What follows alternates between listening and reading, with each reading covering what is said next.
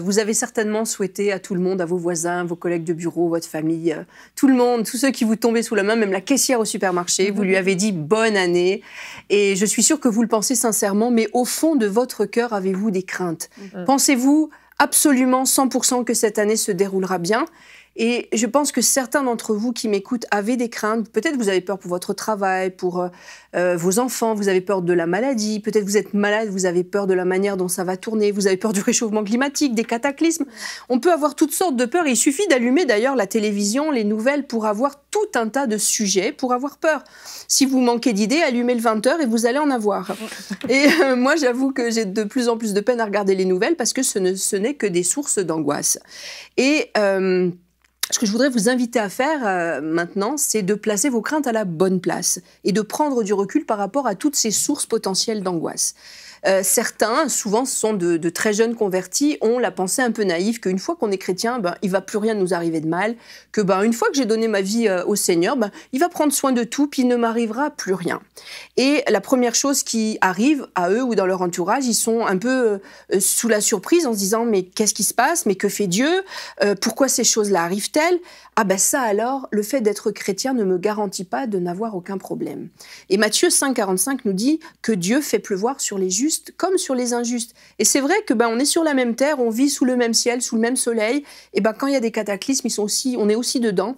Et il ne faut pas se laisser déstabiliser par ces choses parce que la parole de Dieu nous assure de la protection de Dieu en toutes sortes de situations. Il y a un psaume que j'aime beaucoup qui m'a personnellement beaucoup fait de bien dans des temps difficiles, dans des temps où peut-être effrayants, inquiétants, en tout cas de détresse personnelle. Et je vous invite vraiment à le lire, à le relire en boucle, apprenez-le par cœur. Il soutiendra votre foi dans ces temps difficiles. Je vais vous en lire un petit extrait. « Car tu es mon refuge, ô Éternel, tu fais du Très-Haut ta retraite. Aucun malheur ne t'arrivera, aucun fléau n'approchera ta tente, car il ordonnera à ses anges de te garder dans toutes tes voies. » Et un peu plus loin, il dit « Puisqu'il m'aime, je le délivrerai, je le protégerai puisqu'il connaît mon nom. Il m'invoquera et je serai avec lui dans la détresse, je le délivrerai, je le glorifierai, je le rassasierai de longs jours et je lui ferai voir mon salut. » Alors Dieu nous assure de sa protection et il nous assure aussi de nous sortir des situations difficiles. Psaume 34, ça a été lu à notre mariage et c'est un psaume que j'aime beaucoup. « Quand un malheureux crie, l'Éternel l'entend et le sauve de toutes ses détresses. L'ange de l'Éternel campe autour de ceux qui le craignent et les arrache au danger. Sentez et voyez combien l'Éternel est bon. Heureux l'homme qui cherche en lui son refuge. Craignez l'Éternel, vous ses saints, car rien ne manque à ceux qui le craignent. » Et un peu plus loin, il dit « Le malheur atteint souvent le juste, mais l'Éternel l'en délivre toujours. » Alors ce sont des paroles précieuses qu'on peut serrer sur notre cœur pour justement contrer ces angoisses, ces craintes qu'on peut avoir par rapport aux situations. Et on a toutes sortes de témoignages dans notre entourage de gens qui ont vécu la protection divine de manière très concrète. Vous pouvez d'ailleurs réécouter une émission Bonjour chez vous qu'on a faite, ça fait quelques temps, sur la protection divine. Il y a quelques témoignages qui vous édifieront. Et je repensais en préparant cette pensée au témoignage du papa de Franck Poulain que vous voyez dans cette émission, qui est chroniqueur comme nous.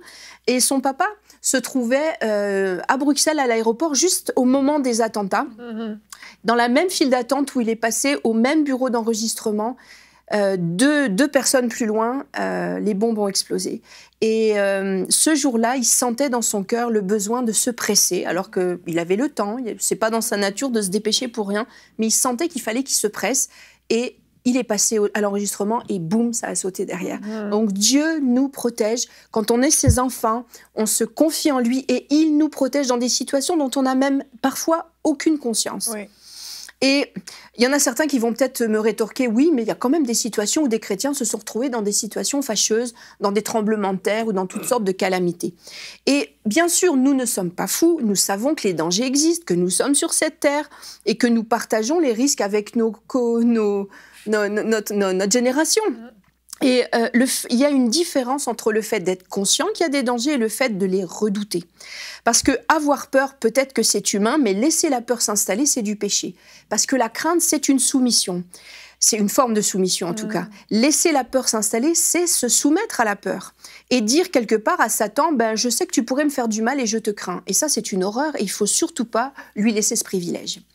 Et au contraire, dans les situations qui peuvent se présenter inquiétantes ou effrayantes, il faut tout de suite se réfugier en Dieu et confesser bien haut qu'on est son enfant et qu'il nous garde dans toutes ces situations. Les versets que je vous ai donnés juste avant, que je vous ai lus, sont là pour soutenir notre cœur pour que notre foi ne vienne pas à défaillir.